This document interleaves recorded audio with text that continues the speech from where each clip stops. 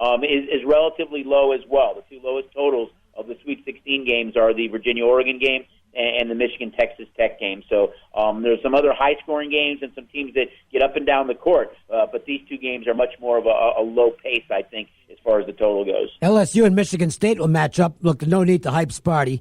Izzo is just one of the best around. He's going to have a game plan that's going to probably make life difficult for Naz Reid.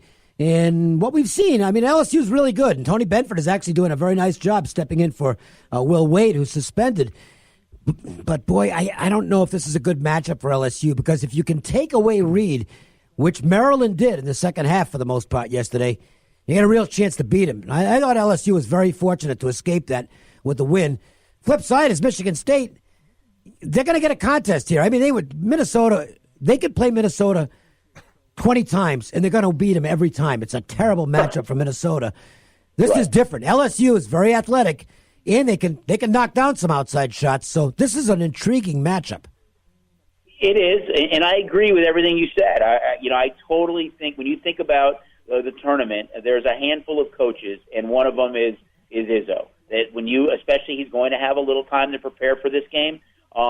Awfully dangerous at this stage. And although LSU is an athletic team, and I think does possess some mismatch opportunities there, but I think with each game, although Bedford's done a great job, I still think the off-court distraction and not having your coach there, I know you want to say we're going to circle the wagons, and there's reasons to play for it, but I just think it gets tougher and tougher for LSU.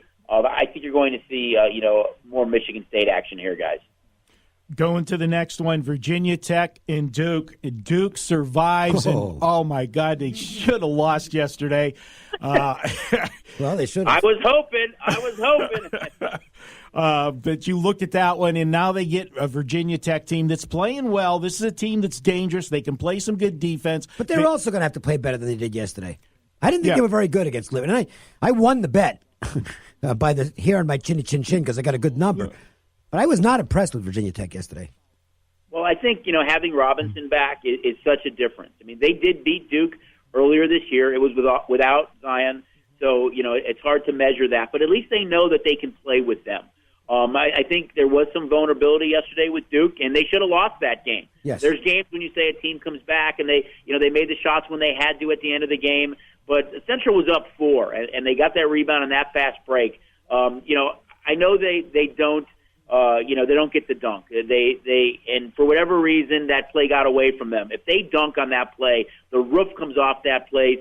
It's mayhem. They win that game. And I think if they just pull it back or maybe a bounce pass, they probably win that game. And then everything worked out for Duke. You get Taco to foul out. He's not there to box out on Zion's miss. And, the rest is history. I think you look at Virginia Tech with Robinson, a much better school, or a much better team, I should say, especially offensively. He's just so dynamic. He runs that offense. He can score from anywhere on the court. It's a little bit of a high number. I think they'll probably play Duke, but I think Virginia Tech's got a shot in this game just because of the way that they play on both sides of the ball.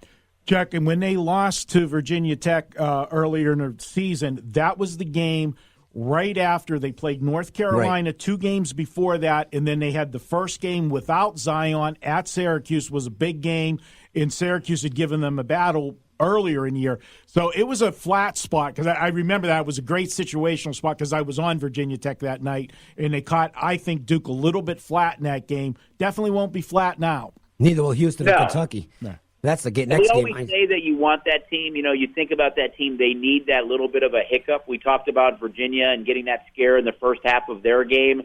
Even the year that UNLV won it, they had a scare against Ball State, and I think it was their second game. So you talk about Duke. They had that scare against Central. Usually you like that team that maybe has that little bit of a speed bump or hiccup, yet gets through that to kind of get that off their back, something to pull from. And that was maybe Duke's game. So I think that helped Duke a little bit, although they look a little bit more vulnerable now, and their future book odds have gone up, not down, since that game. I think that was a game that, with them winning it, it helps them grow together as a young team. Houston, we've been saying for a couple of months, this team is legit. Kelvin Sampson is a great basketball coach, and even out of a less than a not Power 5 conference, this team can make a run.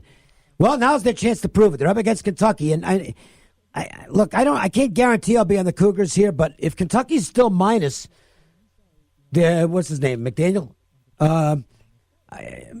they're in trouble here. I got to tell you, Wofford almost beat him yesterday, and Houston, I believe, can go out there and dictate tempo against them. I think it's a very tough assignment for the Wildcats. I think it's a great game. It's I mentioned it earlier, the two games that really stand out to me. I want to watch them all, and of course I will, and they'll be great, and vested interest from our side of the counter. But the Tennessee-Purdue game and the Kentucky-Houston game, Houston's legit, guys. Yep. You think about wins this year over Lucy and Central Florida, and I believe Cincinnati twice. They are flat-out good, and they can play, and I love the way that they set tempo. I love how athletic they are. And I agree. I think if this number creeps up anymore, I think there's tremendous value on the Cougars. But for me, they're legit. I think when you looked at, nowadays, now if you look in the tournament, it's hard to say Texas Tech is a 4 or Houston is a 3 are sleeper teams. The only real giant killer left is a 12 in Oregon. But I think after the number 1 and 2s, I think you can make a real case for Texas Tech and Houston to be dangerous teams. And I think Purdue as well. I like, 3 seeds, I think, are really dangerous in both the West, South, and Midwest regions. The last one in the Sweet 16 is Auburn versus North Carolina, the highest total of any game in the Sweet 16 round. And Auburn was good to me on Saturday, and I hate to have to go against them, but in this one, I think I got to go against them because they want to play up-tempo, and that's what North Carolina loves to do, and I just think North Carolina's got more weapons to do that, and we should see an exciting game, and it will definitely be a high-scoring game. Oh, it most certainly will. If you like tempo and threes, the way both these teams can rain it, I think this total is going to continue to go up. It's actually gone up 2 full points since we posted it, so I think that trend's going to continue. I think you're going to see Carolina money. My guess is we are going to be Tiger fans when this game tips off as one of the early games on Friday. But both teams can play some offense and can drain it. I think Auburn's got to play one of those perfect games, though. Offensively, they have to shoot at a high clip that day. For me, again, I think when you look at the entire board, if you ask me who I think has a better chance to go further, Duke or North Carolina, for me, it would be the Tar Heels. Same here. They are my pick to win the whole thing based on what I've seen.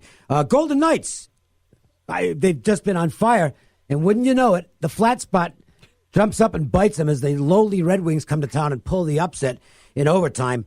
Golden Knights back on the ice tonight at St. Louis, and if you're looking for a great place to watch the game, take a drive over to Sunset Station. Absolutely. The Knights are the best team in the league since the trade for Mark Stone.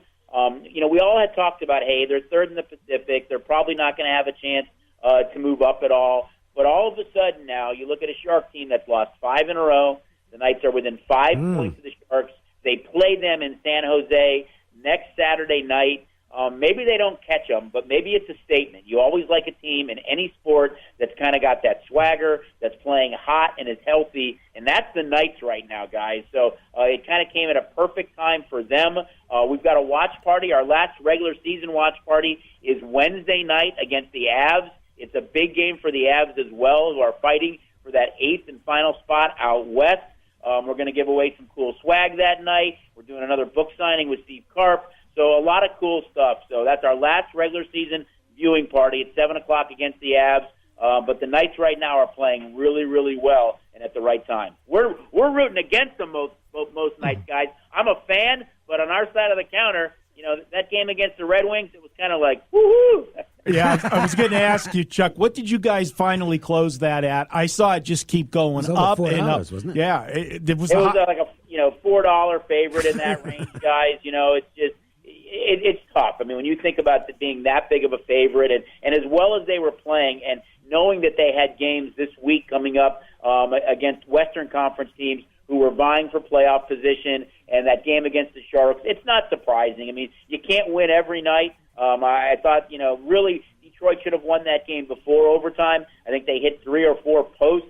Subban was athletic that night, but I really felt Detroit was the better team that night. And but the Knights are playing so good right now. And again, I love the fact that they're getting hot at the right time. They're 8-1-1 in their last 10, best record in the NHL since the trade deadline, and they are right on the heels of the Sharks. being only 5 points back, and they play them again Saturday night in San Jose. I'm sure there's going to be some fighting going on that night, guys. It is never too early. It's never an off season for the National Football League.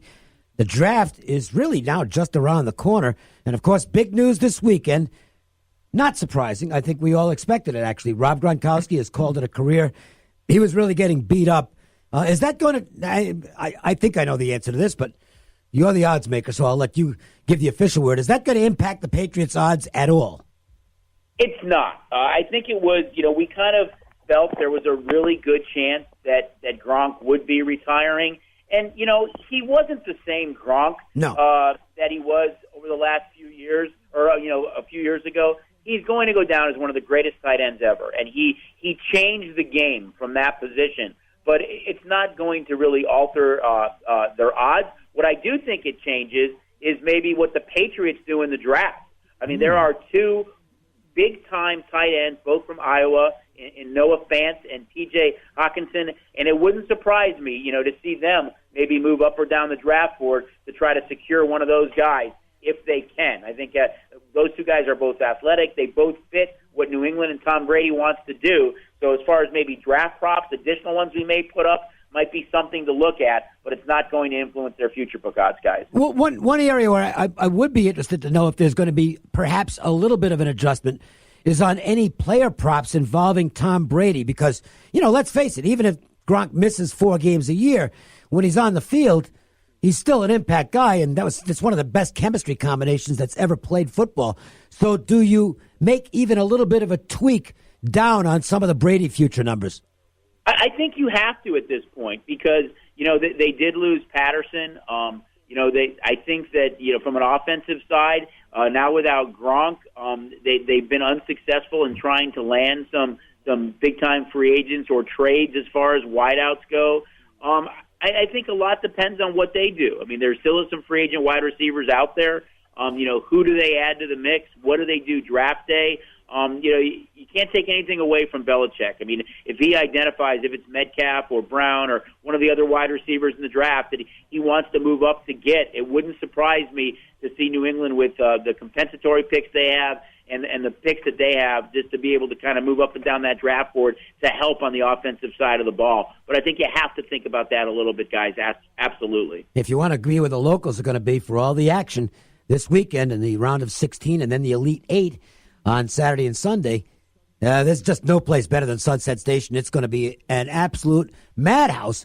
And a lot of local fans. This is where people just drive over and have a great time, great food, great atmosphere. It was packed, guys, from morning till night. Great crowds, great atmosphere, tremendous beverage specials.